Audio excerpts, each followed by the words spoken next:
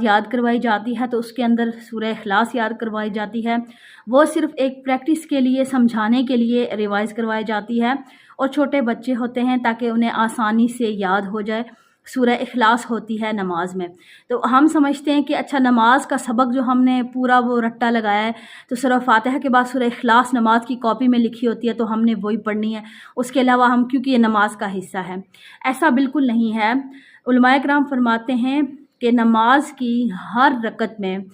رکعت میں ایک ہی سورت کو بار بار پڑھنا یہ ناپسندیدہ ہے، مکروہ تنزیہی ہے۔ اگر کسی انسان کو قرآن پاک کی اور صورتیں یاد ہوں، جیسے کسی انسان کو آخری 20 صورتیں یاد ہیں، 10 صورتیں یاد ہیں یا 4-5 صورتیں یاد ہیں، مطلب ڈیفرنٹ صورتیں یاد ہیں، تو آپ وہ ڈیفرنٹ صورتیں پڑھیں گے۔ یعنی اگر آپ نے سنتوں اور نفل میں ایک ہی صورت کو بار بار ریوائز کیا تو ٹھیک ہے، لیکن فرضوں میں کیا